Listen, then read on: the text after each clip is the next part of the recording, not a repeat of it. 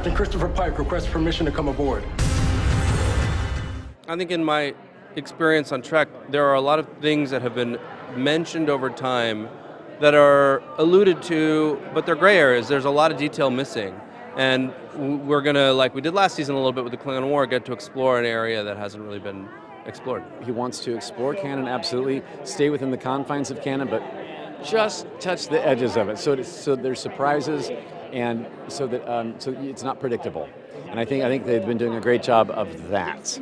I think they're always keeping canon in mind and using that as a structure and a limitation that's actually very creative and inspiring. And so I think that they really, really did that in the first season, and we will continue to, while also like pushing the boundaries and really being true to the kind of stories that we want to tell. My foster brother, Mr. Spock. He took leave. It's as if he'd run into a question he couldn't answer. I think it'll be so exciting for the fan base. Spock is such a beloved character. I mean, and really captured the imaginations of all people, not just hardcore like Trek fans, you know. I think it's going to be really fun and really root the show, and how we approach that is going to be as ever unique and with our very particular point of view. So I'm excited. I can tell you that that's a huge deal. And we're going to be really digging into that relationship. We're digging into a lot of family dynamics in season 2, as we've been saying. And not just in that family, not just between Burham and Spock and Sarek and Amanda, but also with the entire crew.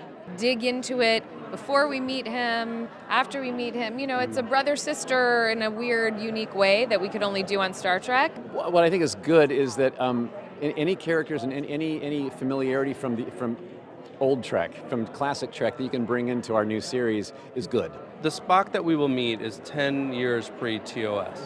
So he's not formed in the same way that he's formed by the time you get to TOS. And what we will learn is that a lot of what made him the Spock he was and what will make him the Spock he is has to do with his family and his sister. I mean, it's going to add a whole extra layer, especially for Burham. You know, it's this whole family exploration that she's going to have to go through. That's going to affect her other relationships because there's going to be something on her mind. But I think he comes with some mystery. I think we're going to learn things about Spock that we didn't necessarily know before. Hidden.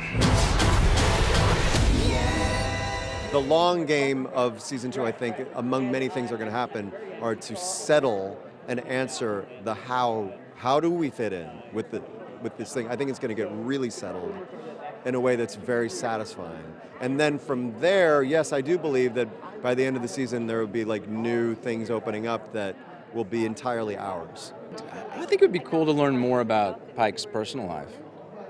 You know, we're going to get to know this character more than we've ever gotten to know any iteration of the character. So it's a tremendous amount of responsibility. It's strange trying to separate the sense of responsibility from the sense of pressure, because you can't play under pressure.